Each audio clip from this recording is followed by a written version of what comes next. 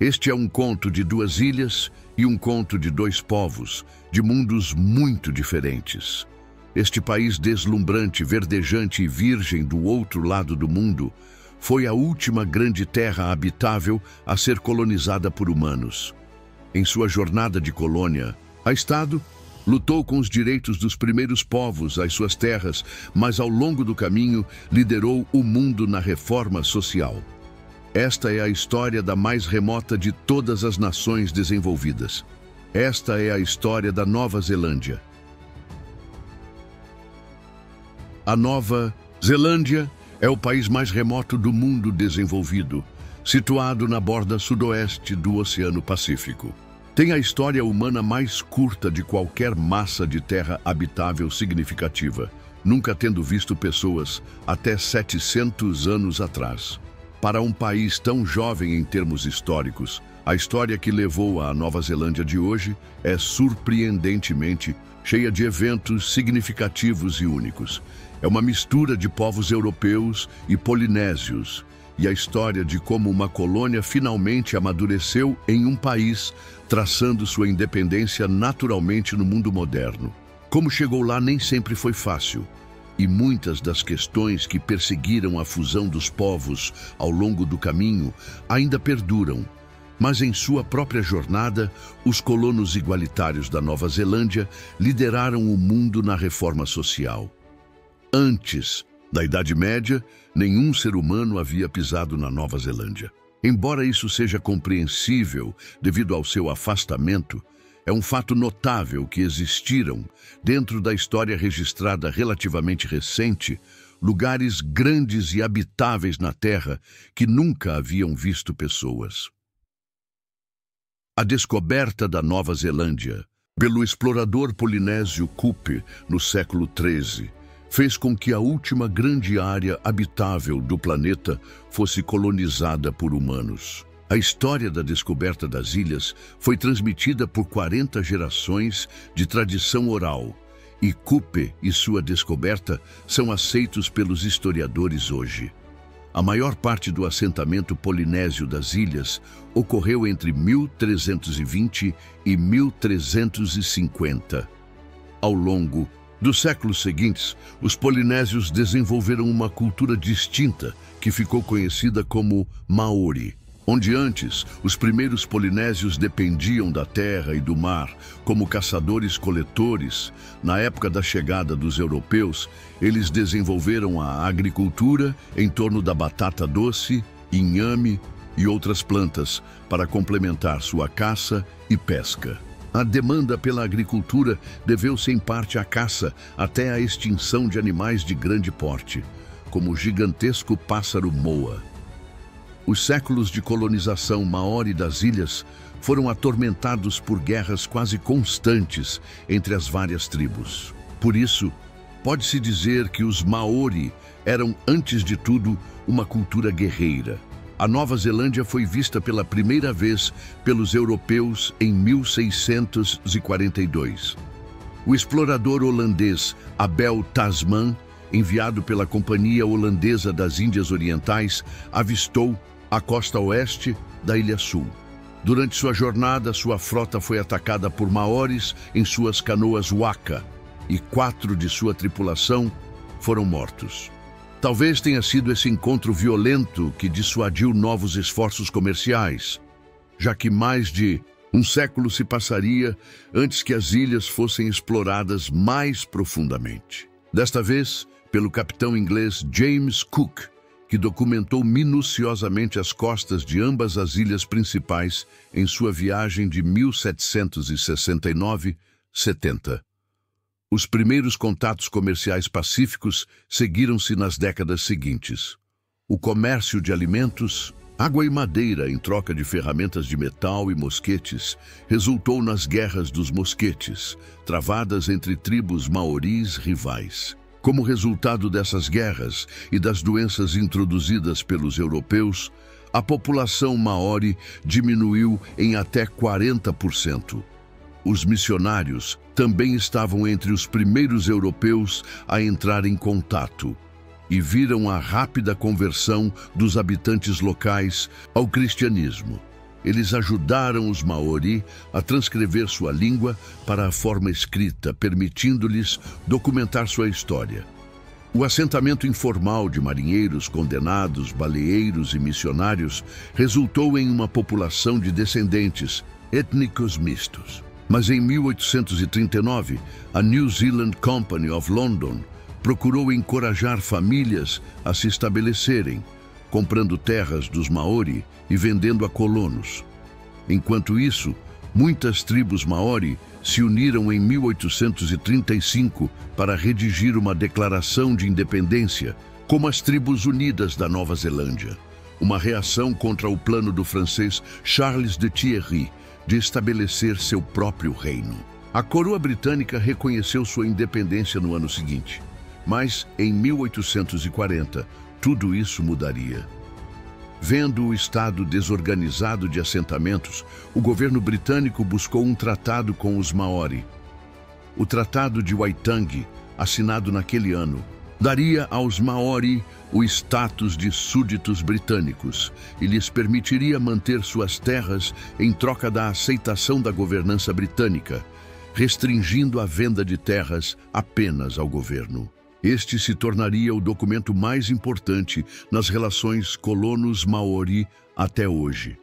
Muitos maoris ficaram insatisfeitos com o tratado, pois descobriu-se que a tradução entre as versões em inglês e maori não era totalmente precisa, especialmente em relação ao conceito de soberania. As tensões sobre essa tradução incorreta e os abusos na venda de terras levaram a uma insurreição total de muitas tribos Maori, no que ficou conhecido como as Guerras da Nova Zelândia. Este conflito demonstrou a considerável determinação e experiência Maori na defesa de assentamentos fortificados. Quantidades significativas de terras Maori foram confiscadas pelo governo colonial durante e após as guerras, totalizando mais de 4% da área total das ilhas. A justificativa era punir os maoris que resistiam, mas muitos maoris leais aos britânicos também tiveram suas terras tomadas. O resultado das guerras levou a uma considerável marginalização da população maori. Após o Tratado de Waitangi, a Nova Zelândia tornou-se autogovernada em 1852, com seu próprio parlamento. Durante meados do século XIX, a imigração da Grã-Bretanha aumentou dramaticamente, superada pela perspectiva de uma nova vida longe da pobreza e da falta de empregos. A maioria dos primeiros colonos eram agricultores, muitos criando ovelhas para produzir lã. Alfaiates da Inglaterra, que vestiam grande parte do império ao longo do século XIX.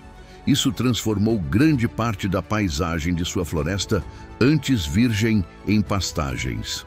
A maioria dos conflitos com os Maori ocorreu na Ilha do Norte, e esta foi uma das razões pelas quais a Ilha do Sul liderou em termos de número de colonos, com imigrantes escoceses, em particular, dominando a parte sul da Ilha do Sul.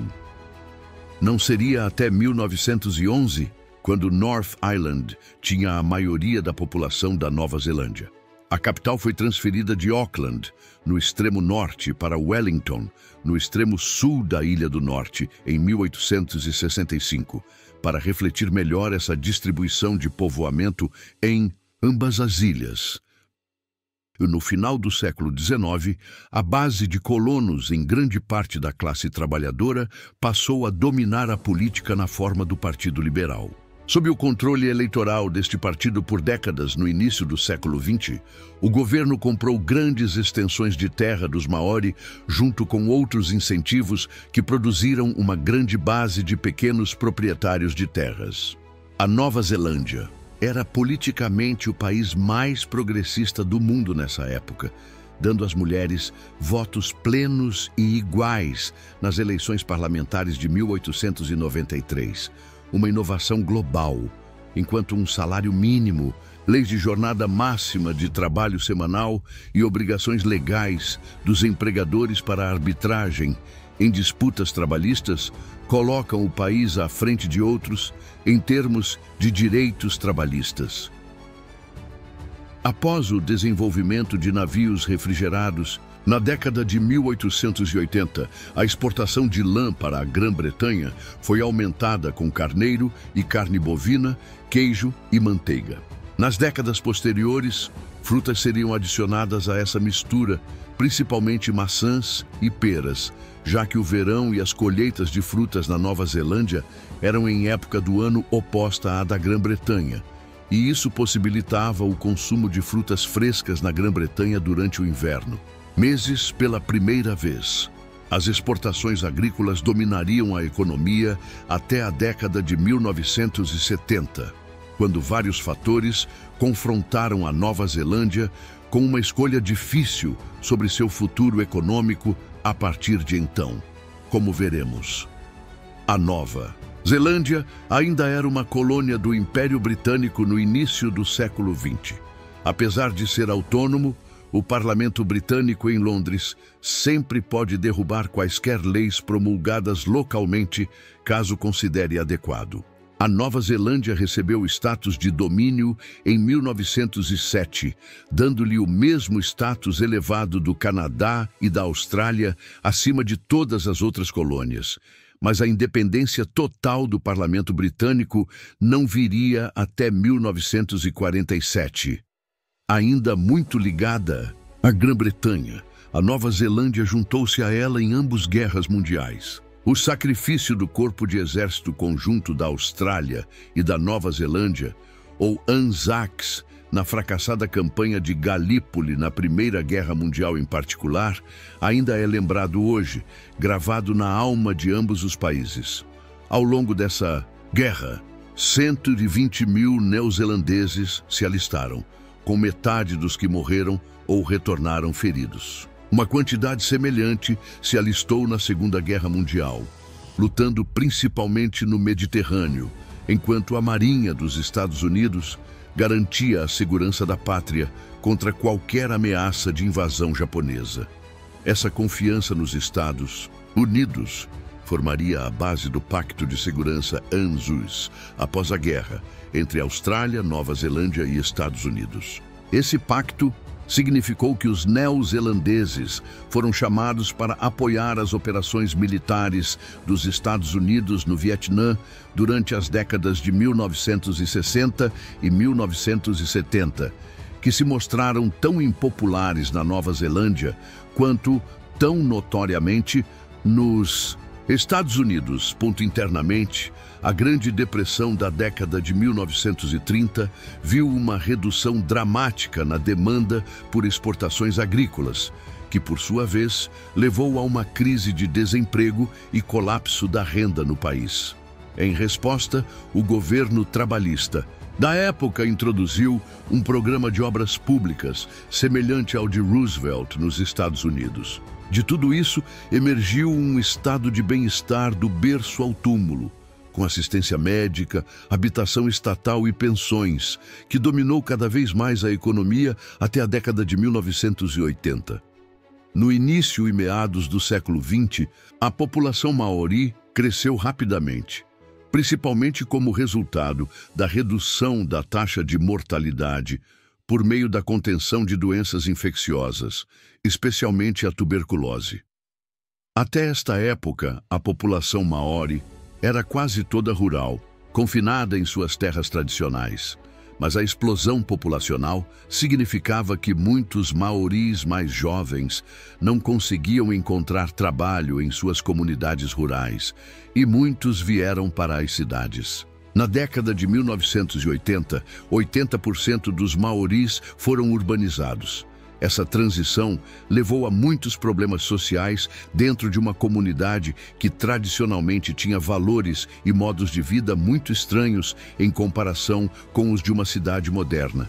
E eles também enfrentaram discriminação e racismo de alguns neozelandeses brancos. Mas com a ajuda de líderes maoris respeitados, como a parlamentar de longa data, a Pirana Ngata, muitos maoris perceberam que poderiam viver em um ambiente urbano e, ainda assim, manter sua identidade maori tradicional.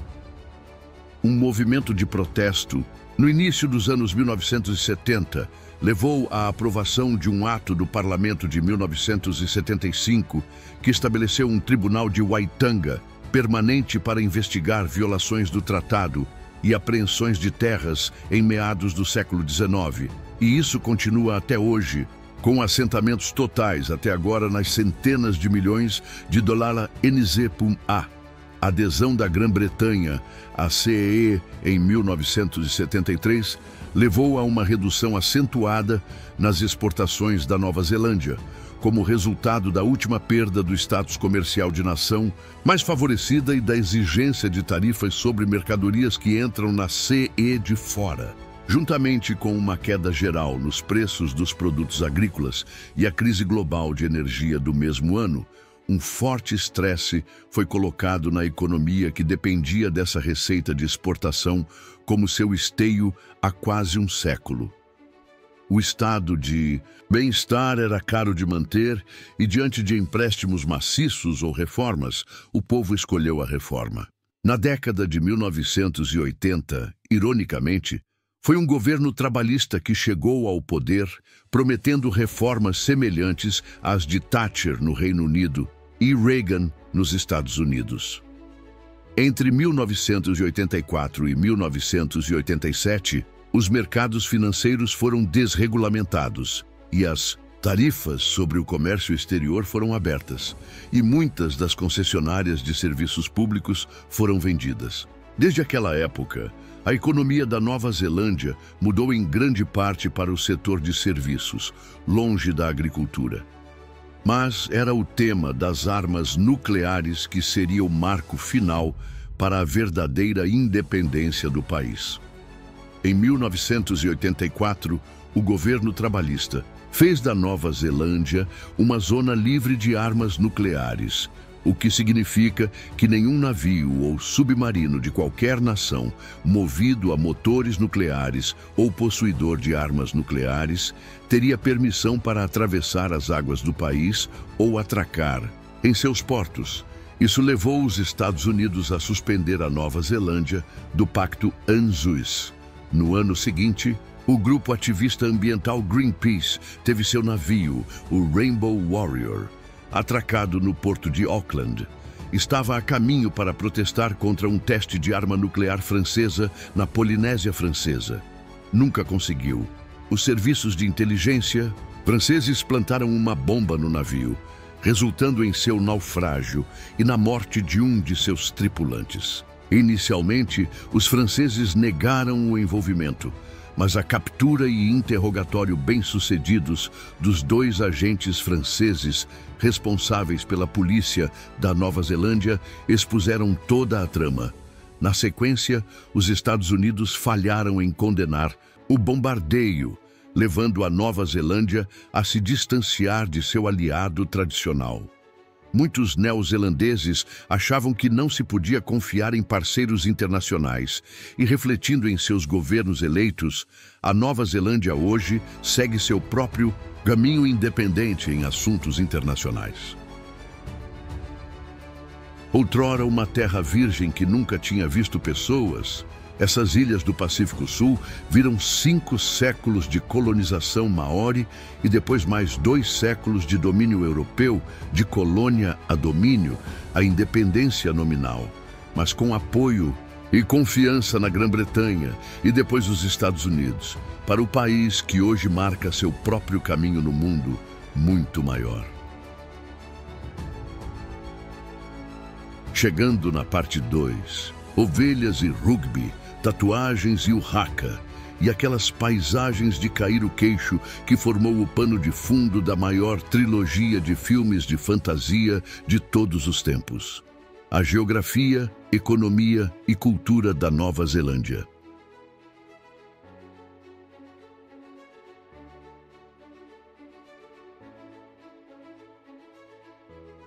Na borda sudoeste do maior oceano do mundo, existem 2 grandes ilhas, cheias de uma beleza natural estonteante, estas foram as últimas terras de tamanho significativo a serem povoadas por humanos em qualquer lugar. Hoje, estas duas ilhas são a fusão de dois povos de mundos muito diferentes, que juntos formam um caráter único no Clube das Nações Globais. Este é um país de ovelhas e rugby, do haka e da vida ao ar livre. Esta é uma terra de televisão e cinemas sobrenaturais. Esta é a mais remota de todas as nações desenvolvidas. Esta é a Nova Zelândia. Nova Zelândia é a nação desenvolvida mais remota do mundo, situada na borda sudoeste do Oceano Pacífico. Composta por duas ilhas principais e 700 menores, a Nova Zelândia é famosa por sua beleza cênica natural e selvagem. Descoberta e colonizada primeiramente por polinésios no século XIII, que mais tarde se tornaram os Maori, foi posteriormente colonizada pelos britânicos no início do século XIX. Hoje, essas culturas se fundiram para criar a Nova Zelândia única que conhecemos. Na parte 1, examinei a história da Nova Zelândia até hoje. Neste episódio, analisarei sua geografia física e humana, sua organização nacional, estrutura estatal e símbolos, e, por fim, sua economia e cultura. Se você gosta destes vídeos de resumo de países, clique no botão de inscrição para não perder os próximos episódios. Etimologia da Nova Zelândia.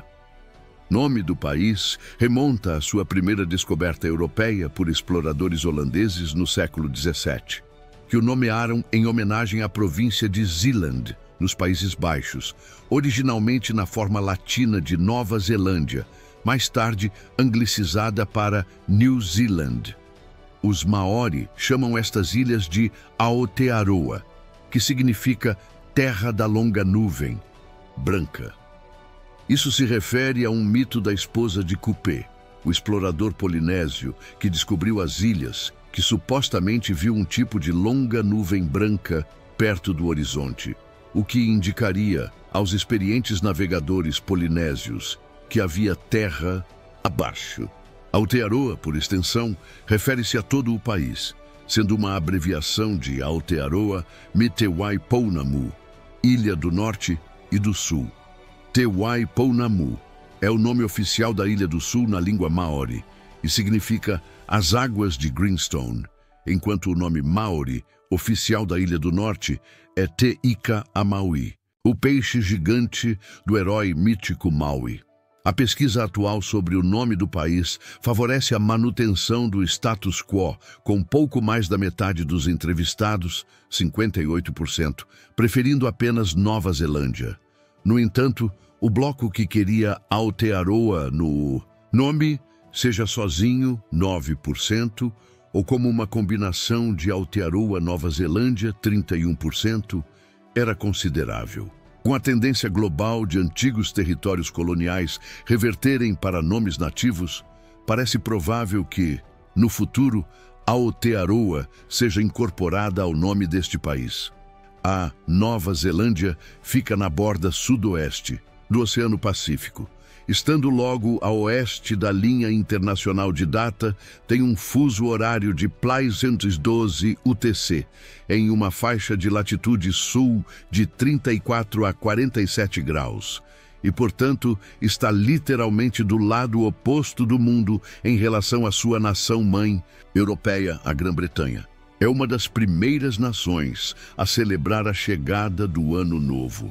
Existem duas ilhas principais, a Ilha do Norte e a Ilha do Sul, que são separadas pelo Estreito de Cook, com apenas 22 quilômetros em seu ponto mais estreito.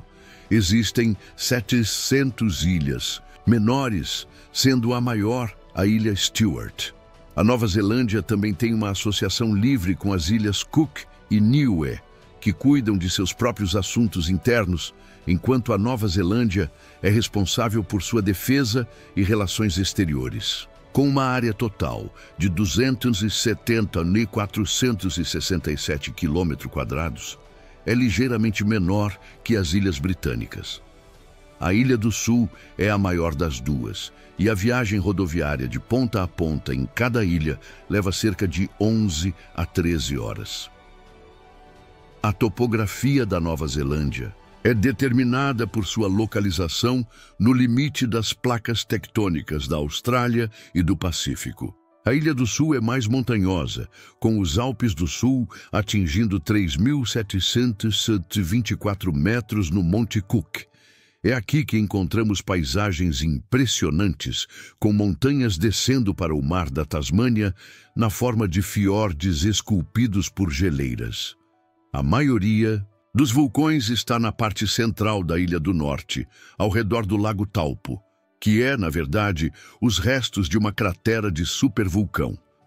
Mais recentemente, em dezembro de 2019, uma pequena erupção na Ilha Branca matou tragicamente 22 turistas. Terremotos também são comuns. O mais devastador foi em fevereiro de 2011, quando um terremoto de magnitude 6,2 atingiu Christchurch, matando 185 pessoas, ferindo milhares e causando a demolição de mais de 10 mil casas. O custo total da reconstrução é estimado em 40 bilhões de dólares, tornando-o o desastre natural mais caro da história do país. Clima e habitats da Nova Zelândia. Nova Zelândia tem um clima temperado especialmente ameno, dominado pelo clima oceânico, Köppen de invernos, frios e verões quentes. Em geral, este clima tem invernos mais amenos do que no noroeste da Europa, com geadas sendo raras fora das montanhas. A Ilha do Norte tem um clima particularmente ameno, mas os oceanos frios e os ventos de oeste impedem que os verões se tornem verdadeiramente subtropicais. Na Ilha do Sul, esses ventos despejam ar úmido nos Alpes do Sul, resultando em altos índices pluviométricos que produzem uma das poucas florestas tropicais temperadas do mundo. Em contraste, as partes orientais da ilha são quase semiáridas, pois pouca chuva resta após os ventos passarem pelas montanhas. Aqui, o bioma natural é de pastagem. Na Ilha do Norte, os padrões de chuva são menos extremos e os biomas são uma mistura de floresta e pastagens. Em geral, o clima diário é notoriamente variável, com mudanças dramáticas até 4 vezes ao dia, devido à influência das águas oceânicas circundantes. O desmatamento começou com a chegada dos Maori há 7 séculos, com cerca de metade das florestas perdidas antes da chegada dos britânicos.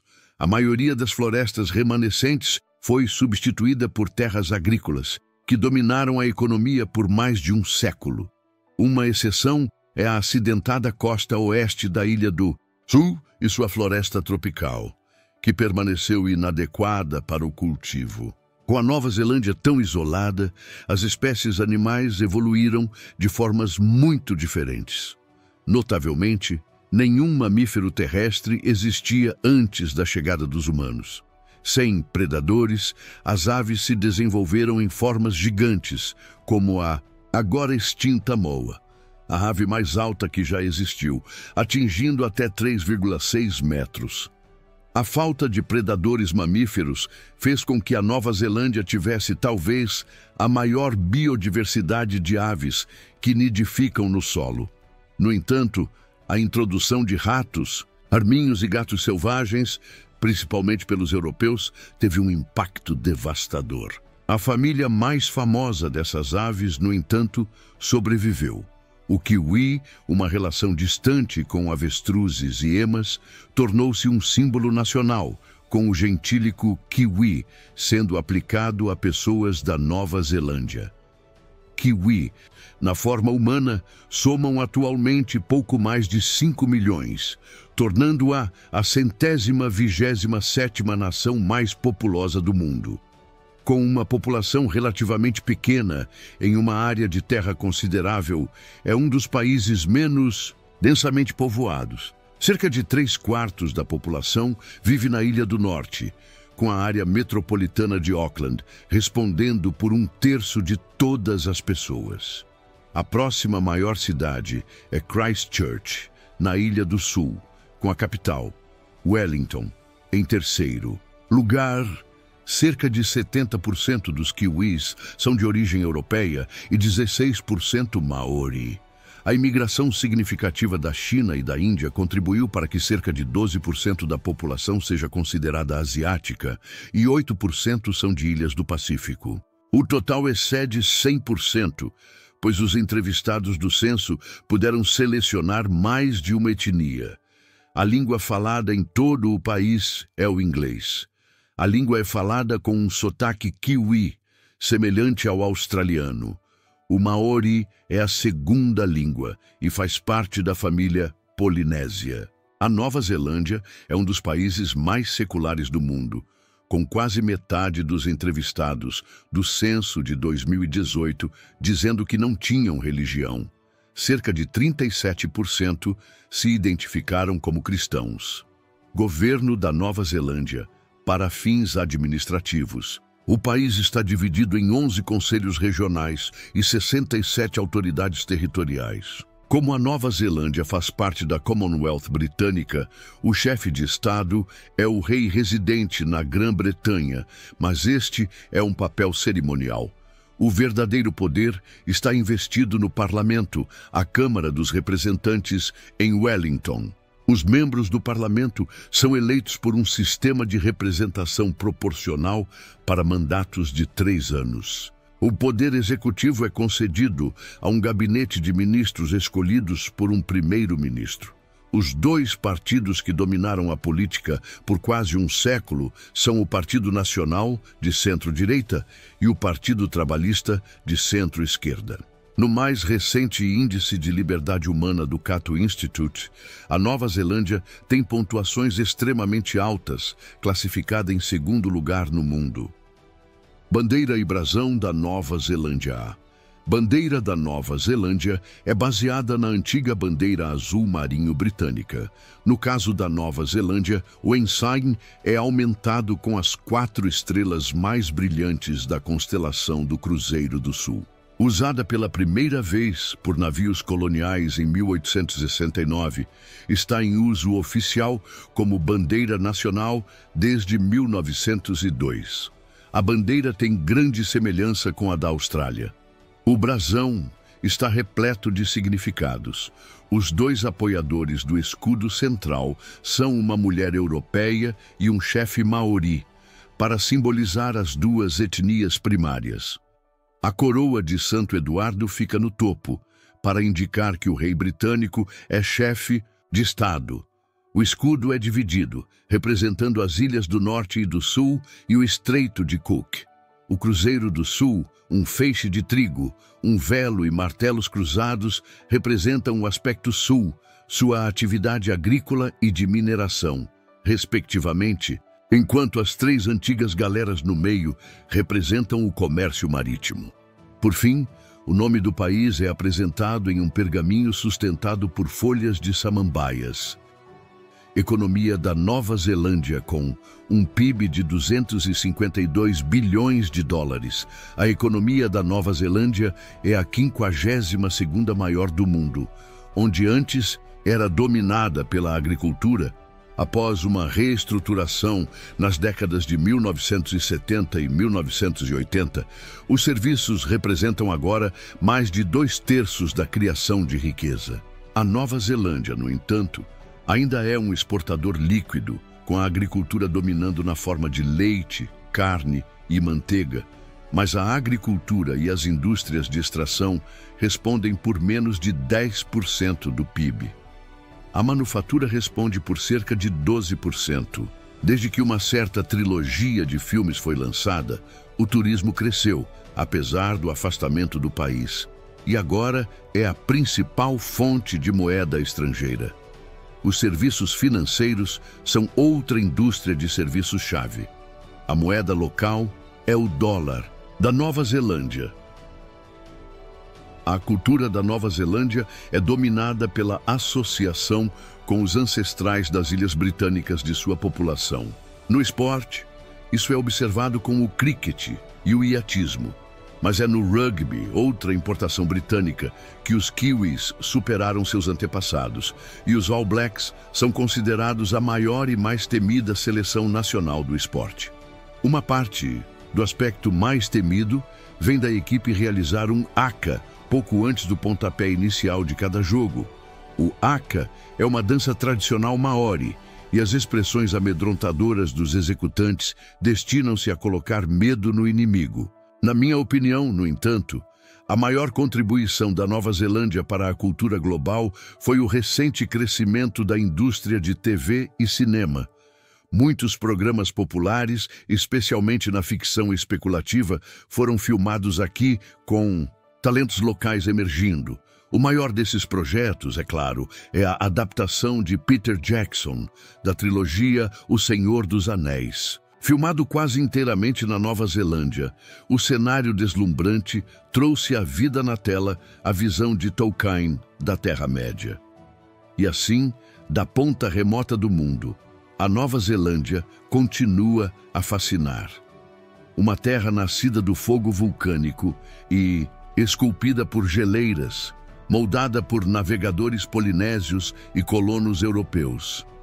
De suas paisagens, que parecem saídas de um conto de fadas, à ferocidade do haka, a nação kiwi prova que o isolamento não é uma barreira para a grandeza, mas sim um berço para uma identidade verdadeiramente única. Um lugar onde a terra da longa nuvem branca ainda guarda histórias a serem contadas.